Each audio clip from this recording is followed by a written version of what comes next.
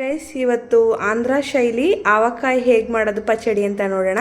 ನಾನು ಈ ಸೈಜ್ ಮಾವಿನಕಾಯಿ ತೊಗೊಂಡಿದ್ದೀನಿ, 6 ತೊಗೊಂಡಿದ್ದೀನಿ. ಇದನ್ನು ಸಣ್ಣದಾಗಿ ಕಟ್ ಮಾಡ್ಕೊಬೇಕು. ಫಸ್ಟು ಕಟ್ ಮಾಡಿ ಈ ಥರ ಈ ಸೈಜಲ್ಲಿ ಕಟ್ ಮಾಡ್ಕೊಂಡಿದ್ವಿ. ನಿಮ್ಗೆ ಇನ್ನೂ ದಪ್ಪ ಸೈಜ್ ಬೇಕಂದರೆ ಇನ್ನೂ ದಪ್ಪ ಸೈಜ್ ಬೇಕಾದ್ರೂ ಕಟ್ ಮಾಡ್ಕೊಬೋದು. ಇದು 6 ಮಾವಿನಕಾಯಿ ಇದೆ. ಇದನ್ನು ವಾಶ್ ಮಾಡಿ ಡ್ರೈ ಮಾಡಿದ್ದೀನಿ ಮ್ಯಾಂಗೋನ. ಇದು ಡ್ರೈ ಮಾಡಿಲ್ಲ ಅಂತಂದರೆ ಇದು 1 ವರ್ಷ ಬೇಕಾದರೂ ಇಡ್ಬೋದು. ಏನಾದರೂ ವಾಟರ್ ಕಂಟೆಂಟ್ ಇದ್ದರೆ ಬೇಗ ಹಾಳಾಗುತ್ತೆ. ಸೊ ನೀಟಾಗಿ ಡ್ರೈ ಮಾಡಿ ಕಟ್ ಮಾಡ್ಕೊಬೇಕು. ಇವಾಗ 6 ಮಾವಿನಕಾಯಿಗೆ 6 ಮಾವಿನಕಾಯಿ. ಅದಕ್ಕೆ ನಾವು ಹೇಗೆ ಅಳತೆ ತೊಗೊತೀವಿ ಅಂದರೆ, ಈ ಥರದೊಂದು ನೀರು ಕುಡಿಯೋ ಲೋಟ ಇರುತ್ತೆ, ಲೈಕ್ 250 ml ಅಂದ್ಕೊಳ್ಳಿ. ಈ ಥರದೊಂದು ಲೋಟದಲ್ಲಿ ಒಂದು ಫುಲ್ಲು ಅಚ್ಚ ಖಾರದ ಪುಡಿ ಹಾಕ್ತಾಯಿದ್ದೀನಿ. ಹಾಕೊಳ್ಳೋಣ ಒಂದು ಫುಲ್ಲು.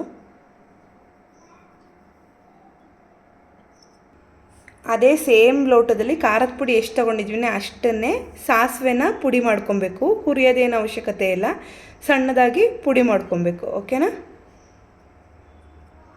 ಫುಲ್ ಹಾಕ್ಕೊಳ್ಳೋಣ. ಈಗ ಅದೇ ಲೋಟದಲ್ಲಿ 1 ಲೋಟ ಖಾರದ ಪುಡಿ, 1 ಲೋಟ ಸಾಸಿವೆ ಪುಡಿ ಹಾಕಿದ್ವಲ್ಲ, ಅರ್ಧ ಲೋಟ ಸಾಲ್ಟ್ ಹಾಕ್ಕೊಬೇಕು.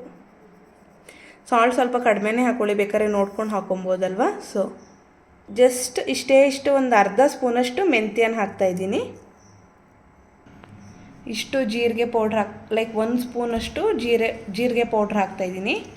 ಈಗ ಅದೇ ಸ್ಪೂನಲ್ಲಿ ಅರ್ಧ ಸ್ಪೂನ್ ಅರಿಶಿನ ಹಾಕ್ತಾಯಿದ್ದೀನಿ. ಇವಾಗ ಇದನ್ನೆಲ್ಲ ನೀಟಾಗಿ ಮಾವಿನಕಾಯಿಗೆ ಕಲಸೋ ಥರ ಮಿಕ್ಸ್ ಮಾಡ್ಕೊಳ್ಳೋಣ. ಇದಕ್ಕೆ ಎಷ್ಟು ಹಿಡಿಯುತ್ತೋ ಅಷ್ಟು ಎಣ್ಣೆ ಹಾಕ್ಕೊಬೇಕು. ಯಾಕೆಂದರೆ ಇದು ವರ್ಷ ಫುಲ್ ಇಟ್ಕೊಬೇಕಲ್ವ, ಸ್ವಲ್ಪ ಎಣ್ಣೆ ಜಾಸ್ತಿನೇ ಹಿಡಿಯುತ್ತೆ, ನೋಡ್ಕೊಂಡು ಹಾಕ್ಕೋಬೇಕು.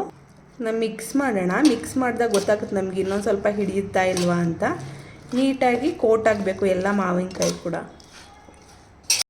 ನೋಡಿ, ಈ ಥರ ಎಲ್ಲ ಫುಲ್ ಕೋಟ್ ಆಗಬೇಕು. ಇದನ್ನು ನಾವು ವರ್ಷ ಇಡೀ ಇಟ್ಕೊಬೋದು. ನಾವು ಎಷ್ಟು ಮಾವಿನಕಾಯಿ ಮಾಡ್ತೀವಿ ಅದ್ರ ಮೇಲೆ.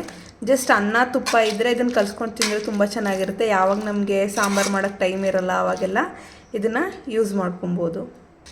ಇದು ತುಂಬ ಚೆನ್ನಾಗಿರುತ್ತೆ ಬಿಸಿ ಬಿಸಿ ಅನ್ನೋ ಜೊತೆ. ಬೇಕು ಅಂದವರು ಬೆಳ್ಳುಳ್ಳಿ ಆಪ್ಷನಲ್, ಬೆಳ್ಳುಳ್ಳಿ ಸಿಪ್ಪೆ ಎಲ್ಲ ತೆಗ್ದು ಜಸ್ಟ್ ಅದನ್ನು ಜಜ್ಜೋದೆಲ್ಲ ಏನು ಬೇಡ, ಜಸ್ಟ್ ಇದ್ರೊಳಗಡೆಗೆ ಹಾಕ್ಕೊಂಡ್ರೆ ಅದು ಬೆಳ್ಳುಳ್ಳಿ ಆವಕಾಯ ಅಂತ ಮಾಡ್ತಾರೆ ಆಂಧ್ರದಲ್ಲಿ. ತುಂಬ ಚೆನ್ನಾಗಿರುತ್ತೆ.